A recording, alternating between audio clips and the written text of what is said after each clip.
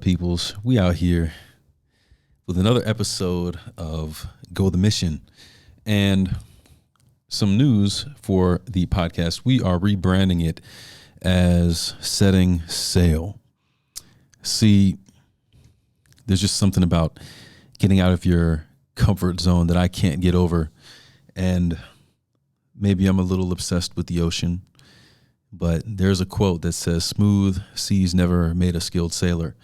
And when it comes to departing the comfort zone, setting sail is the way that you do that. Leaving port, leaving the harbor. What is it that they say?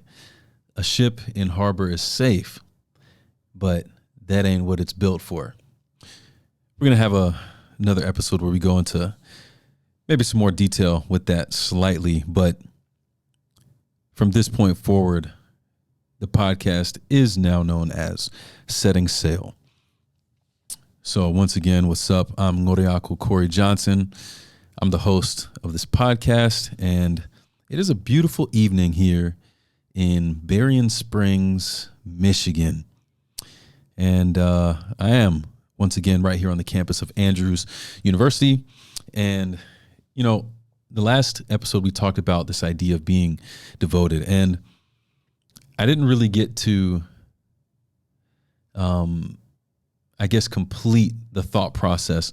I guess it was part 2 of the other episode, but you're going to have to forgive me. My mind is kind of still all over the place after what's been going on since the time that the last episode released. We're going to get a little bit into that today to give you a little bit more of just a little view of what's been going on the last few weeks and some of the things that I was able to learn from that. But on the theme of being devoted, I think that was a couple episodes ago. If you're just sailing and having a good time, you don't really have to be devoted to sailing. You don't have to be passionate about it. You're just kind of there. But again, it's in the rough times that you build your skill and that you become better at whatever it is that you're trying to accomplish in your experience.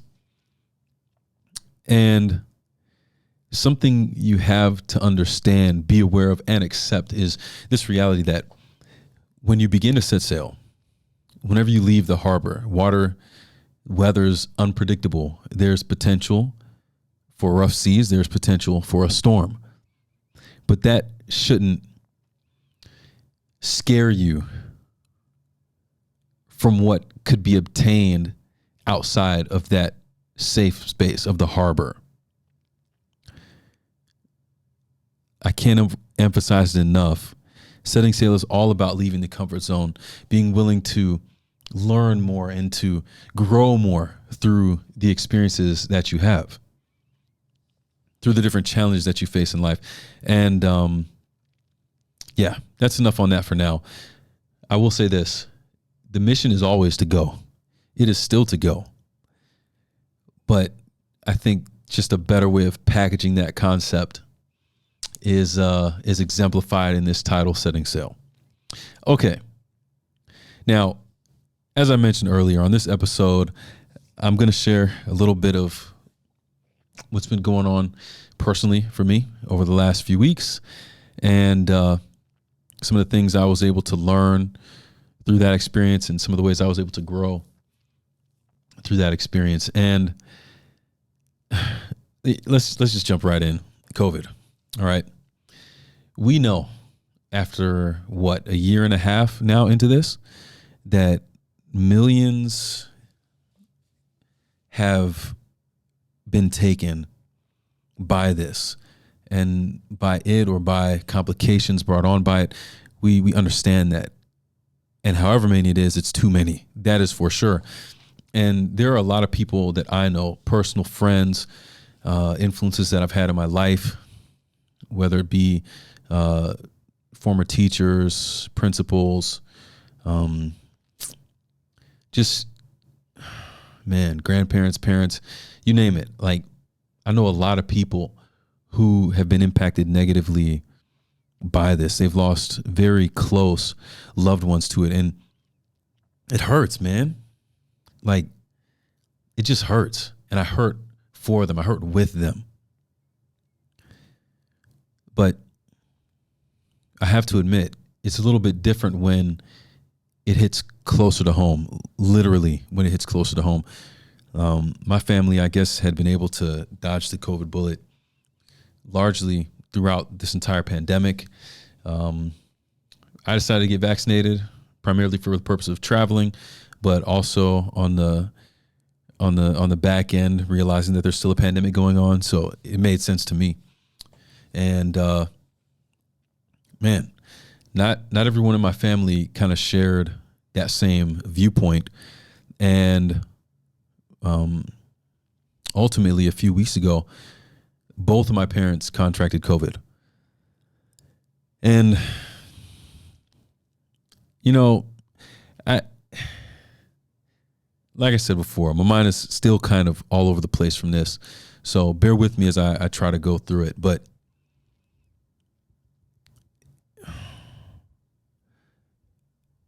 I think the first emotion that I felt when I heard that they had both contracted COVID was frustration. And I say frustration because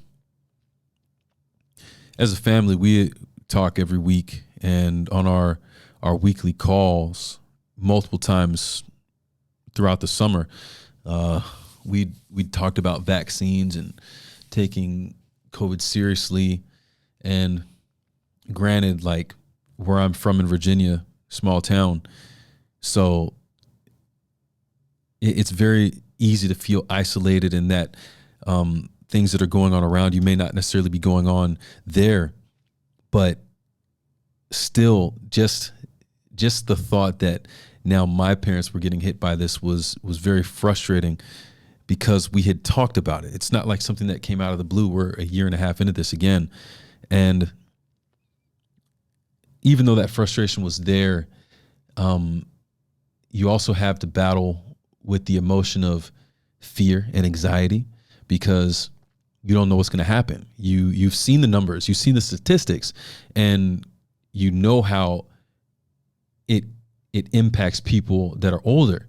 And so there's a lot of things that go through your mind, but you kind of just hope, and you kind of just hope that things can go your way, so to speak, even in the midst of thinking of people that you were close to who have lost loved ones themselves to this thing. So there's a lot going on, and some of you listening, you understand this. You've gone through it. You may be going through it now yourself. You get it. But you have to try to find a way to put that to the side when you're trying to find the energy, the strength, the motivation to help someone survive. And I remember the positivity, like the extra positivity that me, my brother, my sister, we had to have, especially with my mom. I'll talk about some of these things later, but life has not been easy for her. She's had a lot of struggles, and mental health is a big deal, or it's always been a big deal, but now it's kind of more widely talked about recently. And she struggles there, and she's doing her part. She's doing the best that she can, but it's not easy. It's an uphill battle. And when things begin to impact you on top of those things that you're going through, it just compounds everything. So you're going from people who may not have really taken COVID serious to now, because of what's going on in their mind, every time you talk with them, it's like it's the end of the world. And you're hearing things like, I don't know if I can keep doing this. Maybe it's God's will. Maybe it's just his time. And it's like, what do you do with that? And so we're just trying our best to stay as positive as possible through all of this. But it was hard. It was, I don't know, kind of manageable, because there's almost kind of the expectation of, me and my siblings, we know what's up in the family, and we know like what we're dealing with. So there's a little bit extra kind of grace and a little bit extra. We know when it comes to certain things, we have to fill the void and fill the gap to bring things like happiness and joy into balance. It takes more out of you for sure, but at the end of the day, it's worth it. Yeah. So we did what we could to encourage them to get the rest that they needed, to eat, obviously trying to build up the immune system. One of the side effects from the vaccine I knew was losing appetite, among other things. And it's easier to drink than eat when you lose your appetite. So we're encouraging them drink shakes, do A, B, and C, all these different things. And even though my mom was struggling with the things she's already battling, and then COVID on top of this, and maybe the guilt of being the person to contract it, she was doing what she needed to do, and she was making that effort. And I told her, like, I'm proud of you for doing what you need to do to make it through the situation, even though it sucks and even though it hurts. And then even though there's that added pressure of passing it on to my dad and seeing him kind of struggle and battle with it as well. But, you know, there was a lot of encouragement and pride that I had and that I wanted her to know about, because she was doing her part. And I knew that if she kept up the fight, if she did the things that she needed to do to keep her immune system healthy and to give her body a shot to fuel up, that in a couple weeks, I felt confident that she would be good. And she was. Like, she did what she needed to do, and I'm very grateful for that. But when it came to like encouraging them to take things seriously, it's tough, because I don't know.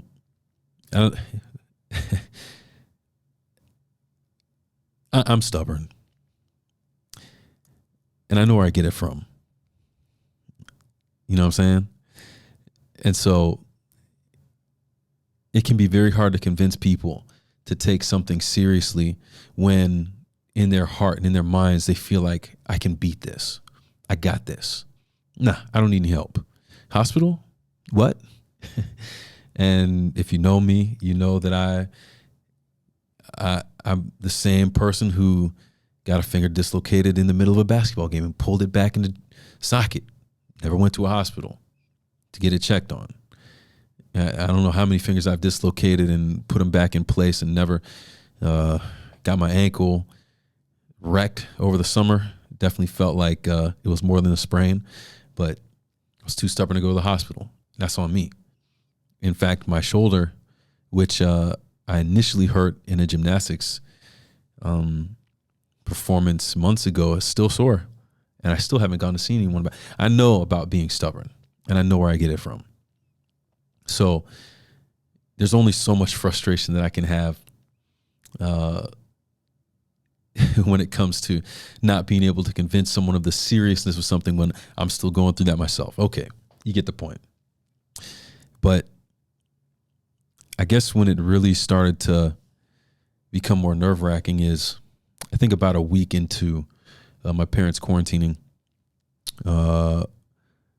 my dad stopped texting me back. And we don't like blow each other up or anything like that, but you know, we sent a text here and there. And in the first, it was a week after that, because it was that Friday night I sent something we always say, Shabbat Shalom. Shabbat Shalom, man, every time. And he didn't respond. And I thought that was really odd. I'd find out later that he hadn't been communicating really with anyone and basically had shut down his phones. Still not really sure why. But at any rate, I hadn't heard from him in like a week and a half, and was getting concerned because of what my mom was saying about the things she was seeing, how he wasn't eating, wasn't drinking anything, was kind of just sleeping all day. And there's just this anxiety building up, like, man, this is not good. Like, but what can you do? I'm here and they're there. And without being there to actually convince anyone to go or to do anything about it, it's not a good situation. I really didn't know what to expect, but I do remember it was a Wednesday and it was the end of a gymnastics practice I had gone to. We do the prayer circle at the end, and that was the first time that I mentioned in public that my parents were sick and that they both had COVID. And it was hard to get it out, but it was liberating at the same time. It's like finally it was this weight off of my chest that I didn't have to bear it on my own. And from that point, I wanted to tell as many people as possible, because it just meant that many more people could begin to pray and lift them up, and just encourage and inspire us through that. But not even 5 minutes after I said that in the little prayer circle, I get a phone call from my aunt, and she sounded very upset, and it was about my dad and how concerned she was. And she said she wanted to send an ambulance down. She lives in about a couple hours away. She wanted to send an ambulance down there like right away. And this is kind of catching me off guard because I hadn't heard from him in a week and a half. So I don't know how serious the situation is or anything like that. And this is the first I'm hearing. And man, oh, it was tough. As a family, a few minutes after that, my brother, my sister, myself, my parents, we all get on the phone and we're like, yo, you need to go to a hospital now. We're going to call this ambulance. Like, we're not hearing good things. And we got to make a move. My thing was, I'm not going to live with a what if of not acting right now. Like, I don't care if it bothers you or not. I don't care if you're upset about it or not. I'm not going to live with a what if. I'd rather have you mad and alive than not, and be thinking about, man, what would have happened if no. I wasn't trying to live with that. But interestingly enough, at the end of the call,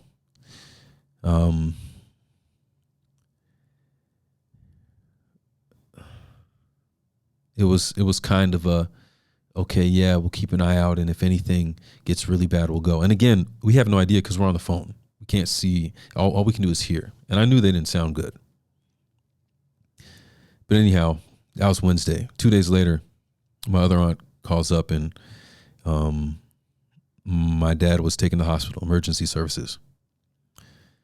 And apparently emergency services is a little rougher than just an ambulance. I didn't know this. That's what I was told. And like, yeah, that's when it hit me. Like, whoa, this is really going down. Mom's getting better. Dad is not. And he's getting worse so bad to the point that he's going to the hospital. And yeah, it was tough. It was tough.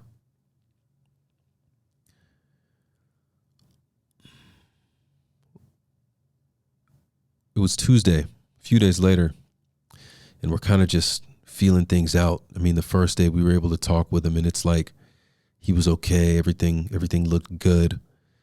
Thing was normal. And Monday took a turn for the worse. Tuesday, they had him on. He was in the ICU on a ventilator at 100% oxygen. The doctors had given him a 40% chance to make it.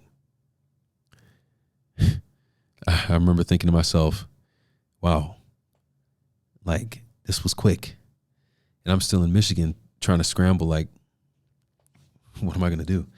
So I'm trying to figure out how I'm going to get home. And I remember that verse, Romans 12:12 we talked about before, right? Joyful in hope, patient in affliction, faithful in prayer.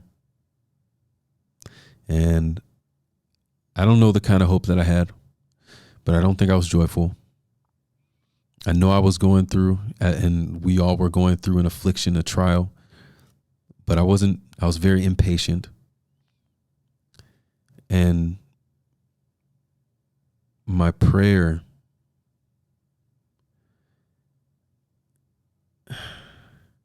is just one of those moments where you're thinking, man, really? But somehow I had to believe that God was still in control. And,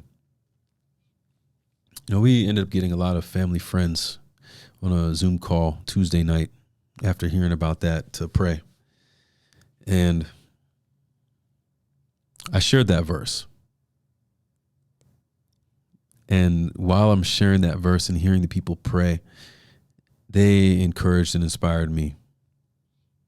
I didn't have it, but thanks to God, they filled me with something that I needed in that moment. And I remember that night I went home and I cried. Yeah. And I just thought to myself, man, well, two things. One, the last time I heard from my dad in terms of a text or actual conversation was a week and a half ago. And that might be the last time I talked with him. And two, he didn't say much on the family call that we'd had the previous week, but I think I was probably more visibly and audibly frustrated as I spoke to them about the things that they needed to do. And it's like, you're not trying to go out on that note. But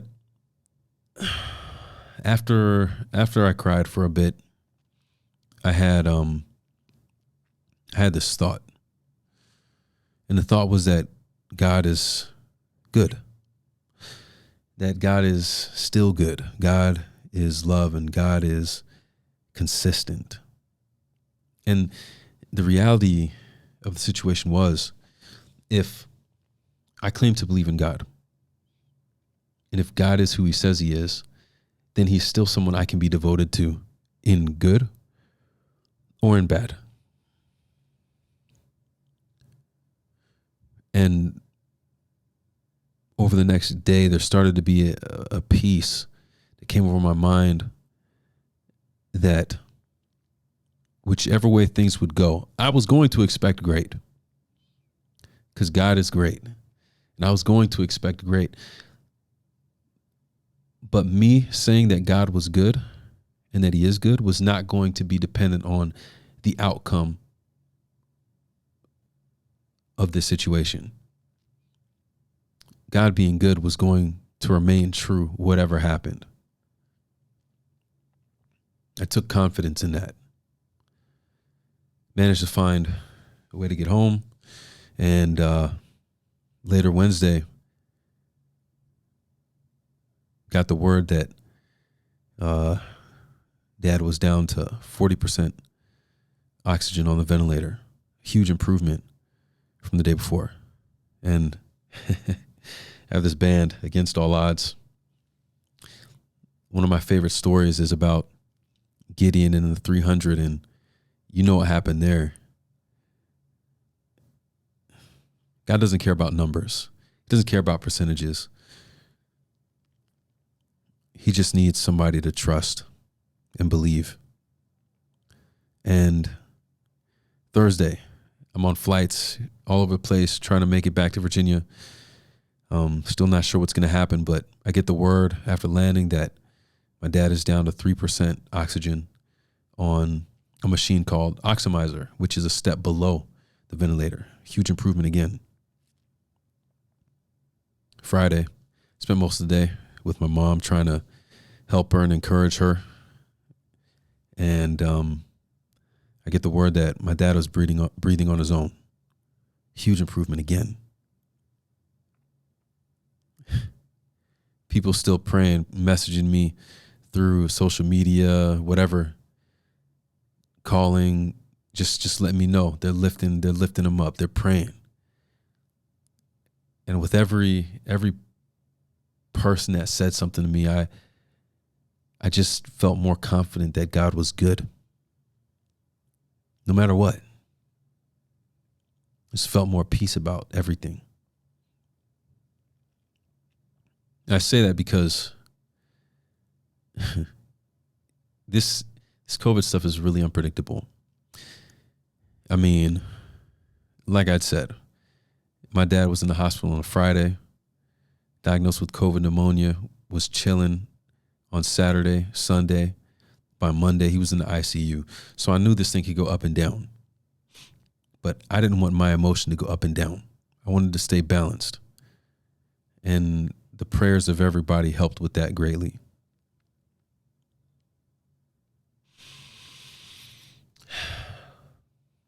Saturday, I was able to make it to the hospital to visit. And it was both hard to see my dad in the condition that he was in, but what was I going to be mad about? Like, he's alive and I get to see him again. Nothing to complain about. I was able to visit him a couple times, and just to watch him fight to breathe, man, it's tough. It was tough, but he was there. He was still here, and I could be grateful for that. I feel like we're living in the midst of a miracle, and somehow later, my mom was struggling with this idea of the things that she was going through and how it was hard for other people to understand it. Talking with my sister and my aunt, I had to cut her off because this thing that I had realized about God being the balance point, it had been coming together in the back of my mind in a way that I wasn't able to see it before. But I had to cut her off and say, look, Ma, I get you, that you've gone through hard stuff, and I get that you're going through hard stuff. But you can't say that and discount the fact that my aunt has been through hard stuff too. You can't say that and discount the fact that my sister, that I've been through hard times, and that anyone else out there in the world has been through and is going through hard times. We all have. We all are. It's not about us. And it's not about our experiences. When things are going in our favor, it does not mean that God is good. And when things are not going in our favor, it does not mean that God is not good. Either God is or he is not. Both cannot be true. And according to what we know about God, he is good and he is love and he is consistent. And so in my mind, I saw this picture, began to illustrate it on a board. You know, you have this line, and it just curves up and it goes down. It's like a roller coaster. Life is like a roller coaster. We get that.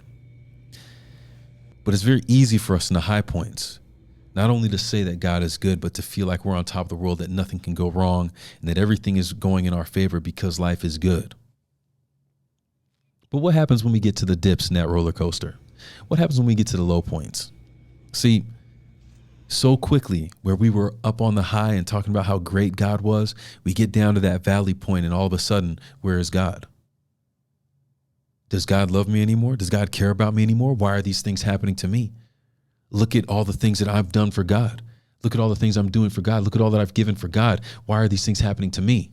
It's very easy to quickly go from that high point of everything being great to that low point where nothing's good at all, including God. But is that the mentality that we should have? Or is it more than that? Is there something that we might be missing? This idea of God as the balance point. That's what I had been missing. That's what I didn't realize being devoted was all about. Having God and Christ as the balance point. See, when you get to those high points, it's not just that God is good just because life is good. God is always good. But the key is when you're up there, to be in the best frame of mind, you have to remember where God fits into the equation, right across the middle. And once you do that, you're able to be up there and look down to that level point where God is, the balance point, and it keeps you humble. And that humility is generated from looking at God, which means that even in the high point, you're in the best place you can be. But on the flip side, you're in the valley. Things are not going your way. Someone died. You didn't accomplish something you wanted to. Things are just not going your way. But you can look up to that balance point. You can look to God. You can look to Christ, and you can remain hopeful. And guess what? Because that hope is based in your focus on God and on Christ, you're in the best place that you can be.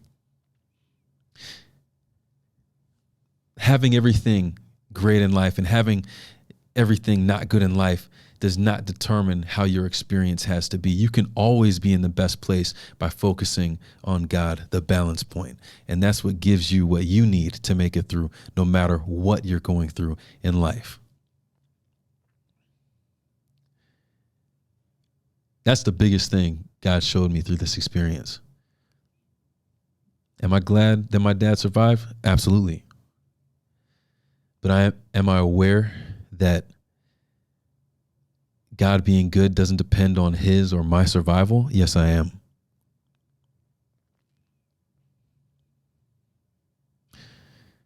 I say that knowing full well, again, my friends, people close to the family who have lost loved ones and still have to look to God and hope. But you know what? That's the best place that they can be.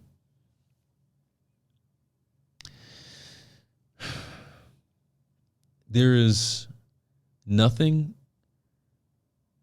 good in me that deserved for my dad to make it. There's nothing we could have done to say that my dad would make it compared to other people who didn't. There's nothing there. But God's goodness does not depend on who's here and who's not. God is good because he is good, regardless of the situation. And that is something that you can count on.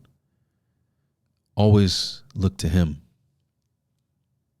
Always look to Jesus. And you know, it's funny I say that because growing up, there are two things that I remember from all the stuff my dad told me. The first was always ask questions. And yeah, I was asking a lot of questions over the last few weeks, but the other thing was always look to Jesus. And I can tell you, between those two things, I found all the answers I've ever needed. And that's the truth. Hey, I want to thank you for hanging out with us on this episode of Setting Sail. I want to challenge you to look to God in the balance point, understanding that that might be out of your comfort zone. It might be hard to think about God when everything is going so well, and it might be equally as hard to look to God when things are going absolutely horrible. But that is my encouragement to you. You know, the podcast is available on all your favorite streaming podcast platforms. Just look for Setting Sail on any of those podcast providers. And you can find video of this on the YouTube page, Ngoriako, and Instagram as well, also Ngoriako. And that is spelled Ngoriiakl. That is Ngoriikl. You can find us there. If this taught you anything, or if you gain anything from this, share it with somebody. It's my hope that a lot of people can benefit from the truth that God is good and that he is our balance point no matter what. But yeah, more lessons to be learned. There's more to come in the future, but we'll get there when we get there. So till then, remember to exist, It's not enough. We out here to be out here. So until that next time, let it do what it do, baby.